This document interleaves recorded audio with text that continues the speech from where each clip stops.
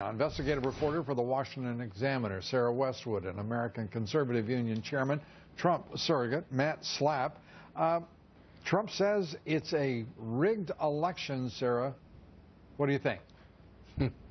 Well, that's such a powerful message. It's carried him this far, and it extends so far beyond just the electoral process and so far beyond just the scheduling of the debates. It's something that he's applied to the economy. People feel like the economy is rigged so their paychecks don't go up. They feel like the immigration system is rigged so that workers can come in and take American jobs. And if he has the discipline to stick to the message throughout this campaign that the entire system is rigged and it needs to be overhauled from the ground up from Washington, that's a winning message. It's proven on both sides. Bernie Sanders championed it in the Democratic Party, and he championed it in the Republican Party. And if he can continue to double down on it, that's something that will take him far.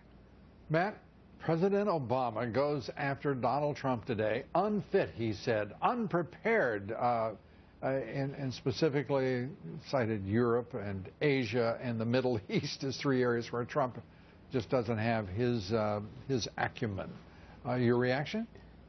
I'm appalled by these people, including Republicans, who go after Donald Trump because they say his language is too harsh and that sometimes he calls people's names. You have the President of the United States not saying he disagrees with Donald Trump, not saying he won't vote for Donald Trump, but saying he's unfit. Somehow there's some kind of constitutional bar to him becoming president. And I think it's repugnant. I think it's exactly this hypocrisy that people across the country are just so tired of from Obama. He's such a cool cat. But at the end of the day, everything's political with him, and he's going to do everything he can to help Hillary Clinton. And, Sarah, the DNC today losing three top staffers. They look like they've got a mess on their hands, in addition to the email, the WikiLeaks release of those emails. What do you make of it?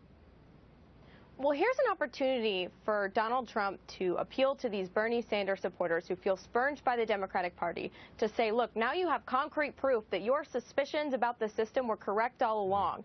And Donald Trump, if he hammers down this message that the system is rigged, if he makes overtures to those people, especially when it comes to the Trans-Pacific Partnership, which in my experience in Philadelphia, that was one of the, if not the most important issue to these Bernie Sanders supporters. If he can sell it to them that he is the more effective opponent to TPP, there's a chance that he can use that chaos to win over some of those Sanders supporters. Now, do you suppose something's been baked as between Tim Kaine, Hillary Clinton's vice presidential running mate, the Obama administration and Hillary? I mean, this just is way too smooth.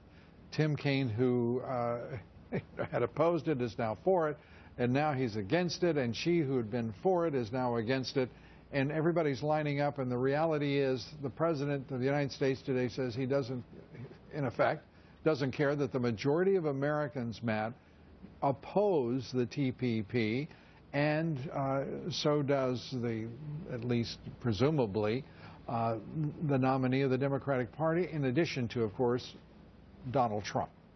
I don't think anybody in this country really believes that Hillary Clinton is going to do much to fight this agreement. And I think that if she wins this election, which I hope she doesn't, I think she's going to wink at Congress, at the Senate, and hope that they pass this in a lame duck session. Well, and you've got Paul Ryan at the Koch brothers network meeting, sucking up to everybody and basically assuring them that free trade, no matter what it costs the middle class, will go on.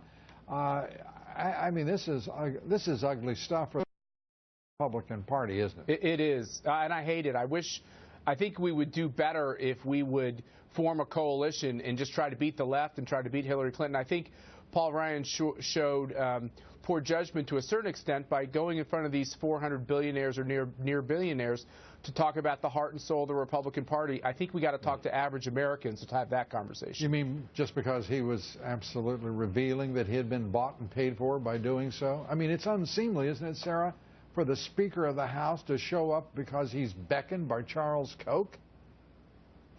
Well, yeah, I think that a lot of Americans recognize that the Trans-Pacific Partnership is a priority of multinational corporations, and it's not really in the interest of American workers. But I think what President Obama is doing when he comes out... Or a dwindling middle class, or a middle class whose wages have been stagnant throughout, or a 5,000-page agreement that no one has read. I mean, it just gets more ludicrous. Sarah, I've got to leave it right there. We're out of time. Matt Schlapp, thank you so much. Sorry for the intrusion of these finite times that we